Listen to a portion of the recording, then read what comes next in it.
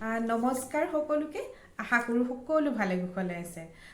আজি মই আকৌ আহিলোঁ আপোনালোকৰ মাজলৈ প্ৰথমতে মই মোৰ পৰিচয়টো দিছোঁ মই ধুনীয়া বৰ্মন মই বিভিন্ন মডেলিটিছ হিলিং মডেলিটিছৰ লগত কাম কৰি আছোঁ মই ৰেকি শিকাওঁ লামাফেৰা যিবোৰ মই শিকাওঁ আৰু নতুনকৈ বিশেষকৈ চৰ্চাত থকা এক্সেছ বাৰ্ছৰ বিষয়ে মই আজি এই ভিডিঅ'টি লৈ আহিছোঁ এতিয়া মই ক'ব বিচাৰোঁ যিসকলে মোৰ এই চেনেলটি এতিয়ালৈ ছাবস্ক্ৰাইব কৰা নাই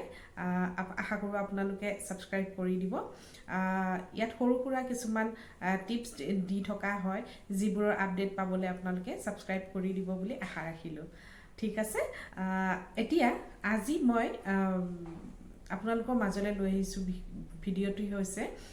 এক্সেছ বাৰ্ছ বিশেষকৈ চৰ্চাত থকা এক্সেছ বাৰ্ছৰ বিষয়ে কিছু কথা ক'বলৈ আহিছোঁ এতিয়া হৈছে কি এক্সেছ বাৰ্ছ কি বা এক্সেছ বাৰ্ছক আমি কি বুলি ক'ম এক্সেছ বাৰ্ছো হৈছে এনেকুৱা এটা হিলিং মডেলিটি বা হিলিং থেৰাপি বুলিও ক'ব পাৰোঁ যাৰ জৰিয়তে আমি আমাৰ বিভিন্ন আমাৰ জীৱনত থকা বিভিন্ন সমস্যাৰ সমাধান আমি পাব পাৰোঁ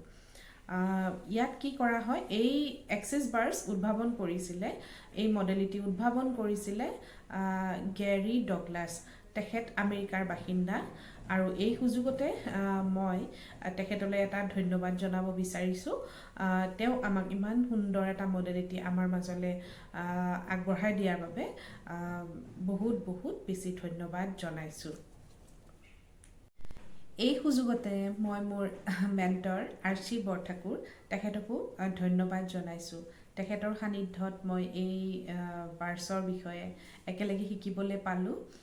তেখেতক সেইবাবে বহুত বহুত বেছি ধন্যবাদ জনাইছোঁ এতিয়া আহিলোঁ এক্সেছ বাৰ্ছত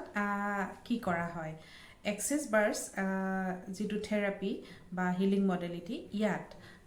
আমাৰ মূৰত থকা 32টা পইণ্টত বাৰ্ছ ৰান কৰি দিওঁ যাৰ ফলত বা আমি বাৰ্ছ ৰান কৰাই লওঁ তেতিয়া কি হয় আমাৰ মূৰত থকা অলাগতিয়াল যিবোৰ চিন্তা বা যিবোৰ অদৰকাৰী কথা সেইবোৰ মগজুৰ পৰা ডিলিট হৈ যায় আৰু অকল সেয়াই নহয় এই বাৰ্ছ ৰান কৰাৰ ফলত আমাৰ শৰীৰত যদি আমাৰ কিবা বেমাৰ হৈ আছে কাৰোবাৰ যদি এনজাইটি হৈছে কাৰোবাৰ যদি ডিপ্ৰেশ্যন হৈছে বা কিছুমান সৰু সৰু ল'ৰা ছোৱালী পঢ়িবলৈ মন নকৰে গতিকে এই বাৰ্ছ ৰান কৰি দিয়াৰ ফলত আমি এইবোৰ সমস্যাৰ পৰা মুক্তি পাব পাৰোঁ আটাইতকৈ ডাঙৰ কথা হৈছে এই বাৰ্ছ ৰান কৰাৰ ফলত আমাৰ বিশেষকৈ যদি আমাৰ মানি ব্লকেজ আছে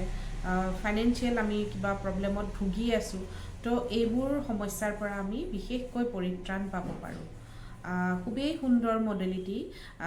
আপোনালোকেও বাৰু আপোনালোকৰ জীৱনত তেনেকুৱা কিবা সমস্যাত ভুগি আছে নেকি বাৰু আপুনি বাৰু তেনেকুৱা কিবা শাৰীৰিক অসুস্থতাত ভুগি আছে নেকি যদি তেনেকুৱা কিবা সমস্যাৰ সন্মুখীন হৈছে তেতিয়াহ'লে আপোনালোকে এক্সেছ বাৰ্ছ ৰান কৰাই ল'ব পাৰে বাৰ্ছ আপোনালোকে ছেশ্যন ল'লে 1 ঘণ্টাৰ ছেশ্যন হয় এই ছেশ্যন আপোনালোকে আপোনালোকৰ মূৰত যেতিয়া বাৰ্ছ ৰান কৰি দিয়া হ'ব